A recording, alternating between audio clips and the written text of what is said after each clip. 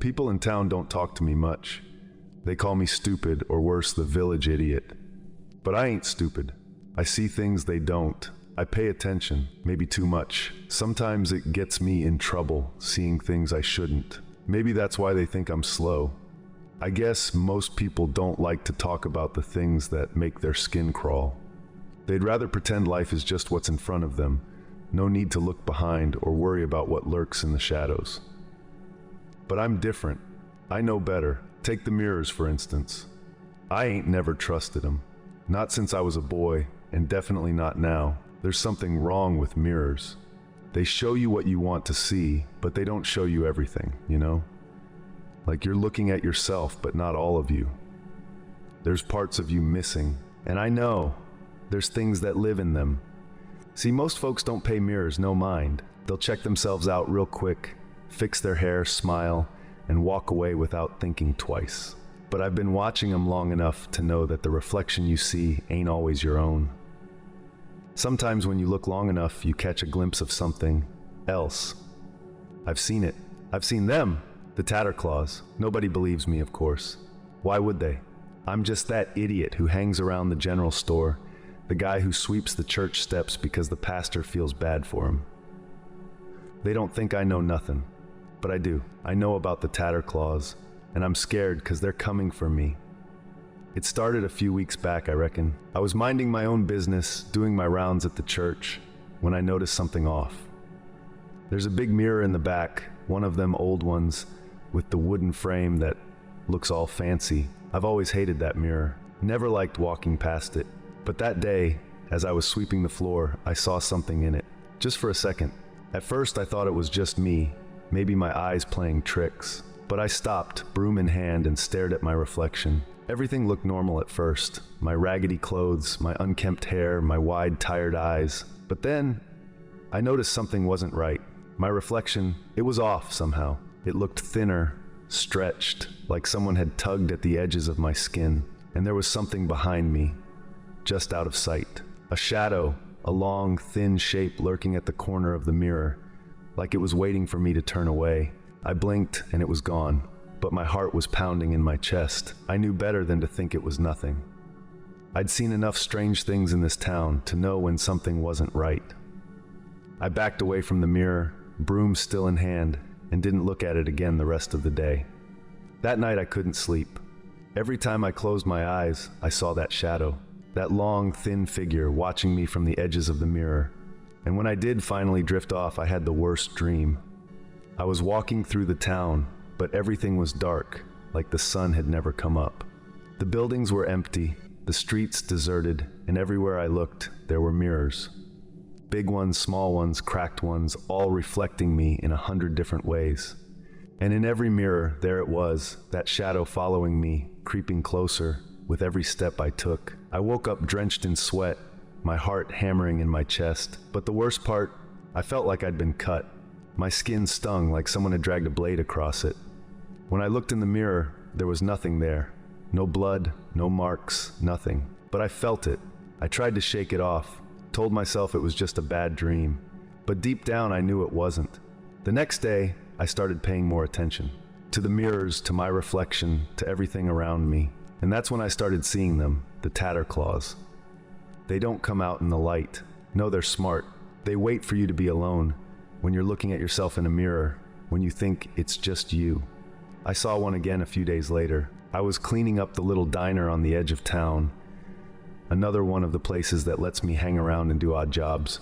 There's a mirror behind the counter, a long one that runs the length of the diner, so folks can check themselves out while they eat. I hate that mirror too. Always felt like there were too many reflections, like the room had more people in it than there should be. I was wiping down the tables when I glanced up and saw it. One of those things. It was standing right behind me, tall and thin, its body hidden beneath a long dark cloak. But its hands were made of glass, shards of broken glass, sharp and jagged, like they'd been pieced together into claws. It wasn't moving, just standing there watching me, waiting. I turned around so fast I nearly knocked over a chair, but there was nothing behind me. Just empty space. I stared at the spot where it had been, my heart racing, my skin tingling like it had been scratched. When I looked back at the mirror, it was gone. I tried telling people. I went straight to the sheriff's office, but he just laughed, said I'd been sniffing too much cleaning solvent or something. Said I was seeing things. Maybe I was, but I knew what I saw. I knew it was real. Over the next few days, things got worse. Every time I looked in a mirror, I saw them. Those Tatterclaws, always lurking at the edges of my reflection. They never moved, never tried to grab me, but I could feel them getting closer. And worse, every time I saw them, I felt that stinging pain again, like something was slicing into my skin. But there was never any blood, no wounds, nothing to show for it, except the pain. I started avoiding mirrors, stopped looking at them altogether. But it didn't help. They were still there, waiting for me, waiting for the moment I'd slip up and glance at my reflection. Then one night, I couldn't avoid it anymore. I was back at the church, cleaning up after the evening service. Everyone had gone home, and it was just me and that damned mirror again. I tried not to look, but something drew me to it. Maybe it was curiosity, maybe it was fear, but I couldn't help myself. When I looked into the mirror, I saw something that made my blood run cold. My reflection, it was in pieces, shredded, little bits of me floating in the glass, like someone had taken a knife to my reflection and sliced me up. My face, my arms, my chest, it was all torn apart, but it wasn't bleeding. It was like I was still there, but broken. And standing in the middle of it all was a Tatterclaw. It raised one of its glass claws slowly, deliberately, and pointed at me. It didn't speak, didn't make a sound, but I knew what it meant. It was coming for me. I stumbled back from the mirror, my heart racing, my breath coming in short gasps. The pain in my skin was unbearable now, like someone was dragging 1,000 tiny shards of glass across my body. I knew what was happening. They'd been slicing off pieces of me, bit by bit, every time I looked in a mirror. And now, they were almost done. I don't know how long I stood there, shaking, trying to make sense of it all. But eventually, I knew what I had to do. I grabbed the broom and smashed the mirror. The glass shattered into 1,000,000 pieces, and for a second, I felt relief. But only for a second, because when I looked down at the broken shards, I saw my reflection again. It was still shredded, still broken, and worse, I could see them, the Tatterclaws crawling through the glass, moving toward me. They were inside the shards, multiplying, coming closer. I ran out of the church, through the empty streets, not stopping until I reached my little shack on the edge of town. I locked the door behind me, but I knew it wouldn't help. They were coming, and now I'm here, sitting in front of this cracked old mirror I found in the junkyard. I don't want to look, but I have to. I need to see what's left of me. My reflection is barely there now. Just a few scraps, bits and pieces of who I used to be, floating in the glass. I can feel the pain in my body, the glass slicing deeper with every second that passes. I'm almost gone.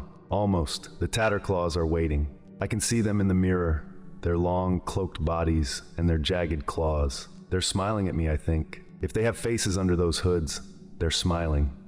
I don't know what'll happen when they take the last piece of me. I don't know if I'll disappear or if I'll become one of them.